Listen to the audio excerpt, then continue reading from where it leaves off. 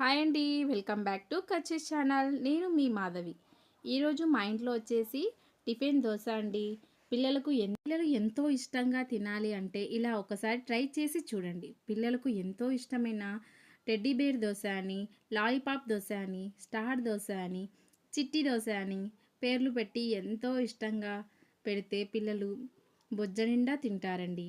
మా పిల్లలు ఎంతో ఇష్టంగా తింటారు.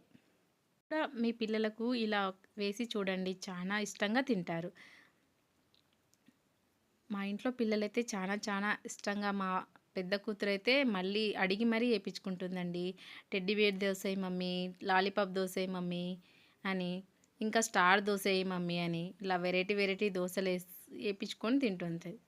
పెద్దవాళ్ళు బాగా పెద్దగా వేసుకొని తింటాం కదండి, కానీ పిల్లలకి చిన్ని దోశలు వేసిస్తే చాలా ఇష్టంగా తింటారండి.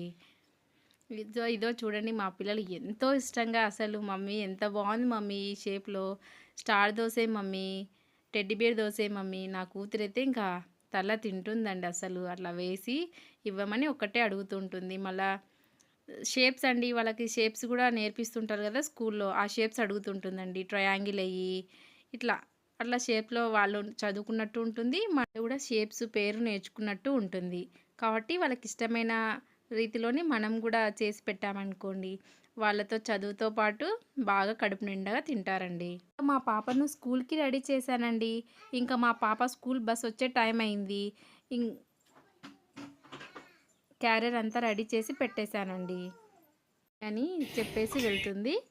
చూడండి, వెళ్ళేంత వరకు వెనక్కి తిరిగి చూసుకుంటూనే వెళ్తుందండి. మా అమ్మ ఉందా లేదా అని చూసుకుంటూ మధ్యలో టాటా చెప్పుకుంటూ పోతుందండి. ఇంతకుముందు బస్ ఎక్కడానికి చాలా సతాయించేది. ఇప్పుడు పాపం ఒక్కతే పోయి బస్ ఎక్కుతుందండి. నేర్చుకేది కొంచెం పెద్దగా అయింది కాబట్టి చాలా సంతోషంగా అనిపిస్తుందండి. మా పాప అసలు మేము బస్ ఎక్కించేంత వరకు పోయేదే కాదండి, చాలా ఏడ్చేది బస్ ఎక్కించేంత వరకు. కానీ ఇప్పుడు ఏమో అర్థం చేసుకుంది, ఒక్కొక్కతే పోయి బస్ ఎక్కుతుందండి రోడ్డు పైన. అక్కడ దగ్గరే అండి, వెళ్ళి అక్కడ బస్ ఎక్కేస్తుంది. ఈ మధ్యనే కొన్ని ఇత్తడి పాత్రలు తీసుకున్నానండి. ఇత్తడి పాత్రల గురించి నాకు తెలిసిన కొన్ని విషయాలు ఈ వీడియోలో షేర్ చేయాలనుకుంటున్నానండి. ఇత్తడి పాత్రలో మెయిన్గా పాయసాలు, స్వీట్స్, అన్నం చేసుకోవచ్చండి. ఇత్తడి పాత్రలో పైన కోటింగు సిల్వర్ అనుకున్నానండి, అది కాదంటండి, దాన్ని తగరము అంటారంట. ఇత్తడి పాత్రలో కర్రీస్ చేసుకోవచ్చు, కానీ చేసిన వెంటనే వేరే గిన్నెలో కానీ పాత్రలో కానీ తీసుకొని పక్కన పెట్టుకోవాలండి. అట్లనే ఉంటే పాత్ర చెడిపోతుందండి, కర్రీ కూడా చెడిపోతుంది. అంతేకాకుండా పైన కోటింగ్ తగరము కదా, అది దానికి పులుపు తగిలితే సిలుము పట్టడం, తుప్పు పట్టడం లాంటివి జరుగుతుందండి. అందుకని పక్కన పెట్టేసుకోవాలండి. అంతేకాకుండా ఇత్తడి పాత్రలో అన్నం చేసి చూసారండి ఒకరోజు. మామూలుగా వేరే స్టీల్ గిన్నెలో అట్లా అన్నం చేసినామనుకోండి, నైట్ కల్లా నీరు వచ్చేస్తుంది. కానీ ఇత్తడి పాత్రలో అలా ఏం రాదండి. అసలు హెల్తీగా ఉంటుంది ఫుడ్ కూడా. నేను రైస్ చూసాను, వాటర్ ఏం రాలేదు, చాలా బాగుంది. మీరు కూడా ఒకసారి ట్రై చేసి చూడండి. ఇత్తడి పాత్రలో మనం వంట చేసుకొని తింటే కూడా మన శరీరం కూడా చాలా ఆరోగ్యంగా ఉంటుందండి. ఒకసారి ట్రై చేసి చూడండి. ఇది నా కోసం మా ఆయన స్పెషల్గా తెచ్చాడండి ఇత్తడి పాత్రలు. దీనిపై నా పేరు కూడా కొట్టించాడండి పాపం ప్రేమతో. ఇది చిన్న వీడియోనే అండి, కానీ హెల్త్కి చాలా ఉపయోగపడుతుంది. ఒకసారి చూడండి. తయారు చేసే విధానము: చిన్నగా తరిగి పెట్టుకున్న ఉసిరికాయలు, ఇప్పుడు మిరియాలు కొంచెం దంచుకున్నామండి.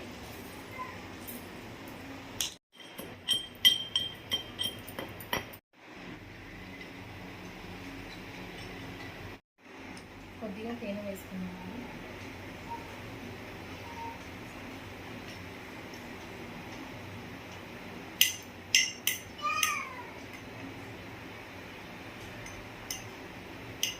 ఇది లోపల చూపించా.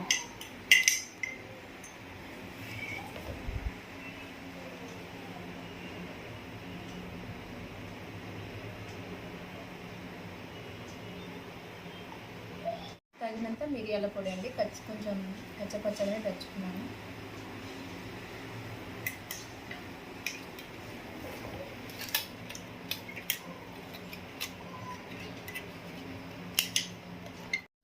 ఇలా కలిపి నైట్ నానబెట్టేసుకొని ఇప్పుడు నిల్వ చేసుకుంటాను. డైలీ మార్నింగ్ ఉదయం మొహం కడిగిన వెంటనే ఒక స్పూన్ తినండి, హెల్త్కి చాలా మంచిది.